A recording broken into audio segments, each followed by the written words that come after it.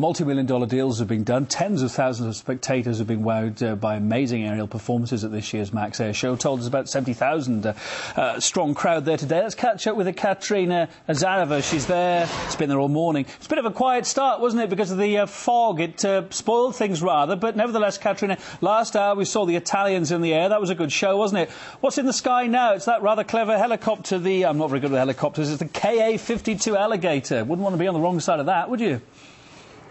No, you certainly would not. The Ka-52 is currently in the air performing some very interesting stunts. I believe it's also nicknamed the Night Hunter, and it's certainly a very impressive machine. Everyone here on the ground certainly seems to think so, judging by the appreciative whoops, claps, and whistles that we're hearing from the audience. But that's certainly not been the only thing to happen and take to the skies today, despite the miserable weather, the fog that's prevented some of the interesting stunts that we've seen throughout the week.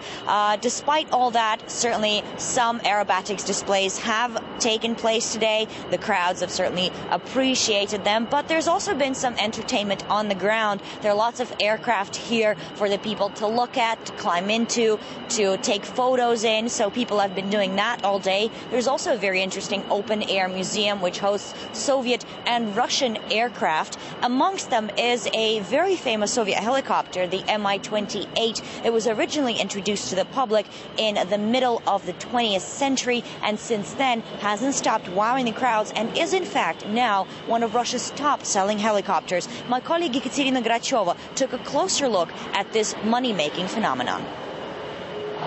Both sturdy and maneuverable, the Mi-28N helicopter is a tried and true workhorse of Russia's Air Force. It flies backwards and sideways at speeds of up to 100 kilometers per hour and can handle the toughest aerobatics. But it's for something else that the chopper is so much favored by the Russian military and foreign buyers. The gun is moving. No matter which way the helicopter flies, I can shoot in different directions except for the tail. The chopper allows me to destroy 50% of a moving ground convoy in a single run.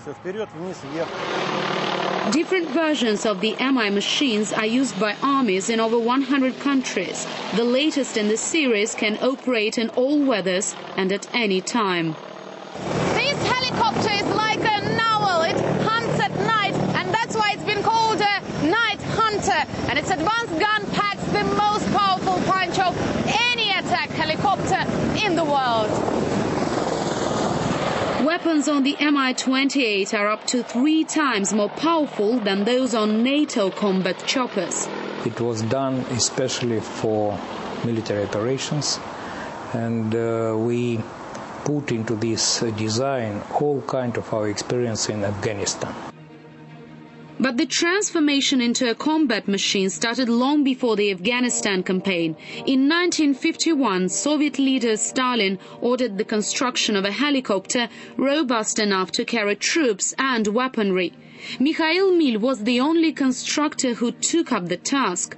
Few believed that a designer who did watercolor painting in his spare time would create Russia's best ever attack propeller chopper. His creation caused quite a stir when it was unveiled at Le Bourget in 1965.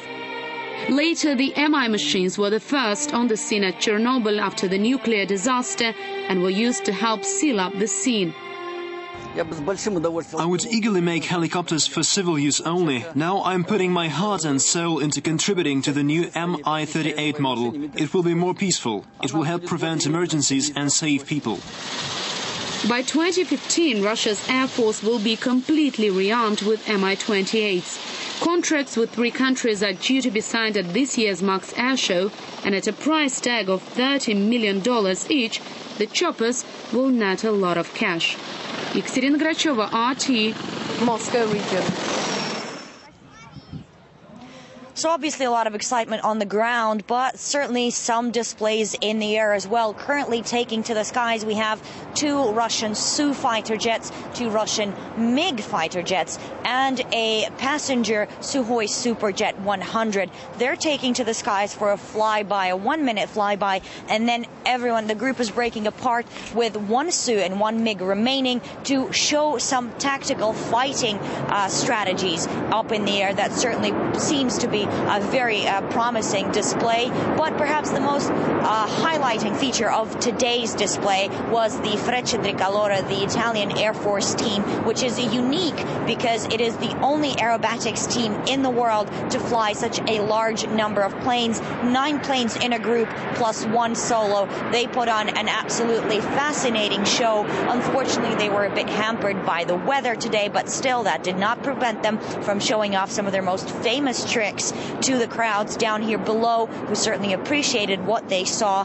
And the Frecce Tricolore, interestingly enough, is the only international team to ever receive a silver aerobatics medal award. That usually goes to the Russian aerobatics teams, such as the Swifts or the Knights, but the Italians are well known, very respected, and greatly appreciated by the crowds wherever they go. Yeah, they're the pictures of the Italians we saw just seeing over your shoulder. We recorded them last hour, Katrina. They put on a great display, didn't we? And just earlier on as well, we saw that Sukhoi Superjet 100. Sukhoi expected to sell 800 of those planes by 2024. They've had 73 orders so far. Malev, one of the companies, and also the Armenian plane company Amravia, they've also said that they would like those planes on their books. We heard comment in the past couple of days, in fact, from Boeing and from Airbus. Airbus saying that because the Sukhoi Superjet is a smaller range of planes than where they start at the A319, that they didn't see it as a direct competitor. They saw it as something that was complementary to their range. And we also heard really positive comments about the plane as well from Boeing, which was nice to hear. I guess Sukhoi would be very impressed and very pleased to hear that. It's been a big showcase for their plane, hasn't it, over the past few days? Indeed, it has, Kevin. And the comments from both Airbus and Boeing have certainly pleased Sukhoi and its Superjet project. But perhaps what's pleased them most are the deals that they made here in the MAX during the MAX Air Show. That's certainly going to make them smile because they've managed to secure a lot of sales for the Superjet 100, and they're still showing it off right now. It's taking to the skies as we speak. Katrina, the other big news, of course, a little bit later on, this could have started so badly a few days before the show opened. Of course, there was that tragic news of the death of the commander of the Russian Knights. They've gone away, they've regrouped. Nobody really expected the Russian Knights to show, good as they were, but heck, they've got themselves back together, and they say that they're going to put on a performance to wrap up the final day of MAX 2009. Now, here at RT, we're taking our hats off to them today, and they're going to have a lot of public support as well, aren't they? Of course they are. They are one of the most famous Russian and international aerobatics display team, and the tragedy that happened to them was, in fact, a very sad thing. One of their commander, in fact, died trying to navigate his plane away from residential areas in order to save people, and the Russian Knights are in fact going to be closing this year's MAX 2009 with a 1-minute flyby in honor of their commander. Yeah, and also we're expecting the Russian Swifts. Tell us a little bit about those. They'll be taking to the air, should have been round about now, next couple of minutes or so. We're just hanging on in case they do, but tell us a little bit about the Russian Swifts, if you would. The Swifts are a fascinating team, Kevin. They were formed in 1991. They're also based on the Kubinka Air Force Base, which is where the Russian Knights are based. But the Swifts are indeed a fascinating team. They first made their public appearance in France during the 50th anniversary of the Normandy-Neman battle, where even the experienced Western public was absolutely fascinated. They performed almost every aerobatic stunt known to man, the barrel roll, the loop-through-loop. They changed formation constantly, and consequently they were awarded the world's best aerobatic show team in 1993. So they're certainly a crowd pleaser, and we're very eagerly waiting to see them later on today. Well, Katrina, we're out of time in this little news half hour for now, but we're going to be coming back to you throughout the afternoon. Glad to see the fog's lifted. Katrina Zareva reporting there from the final day of MAX 2009. Thank you, as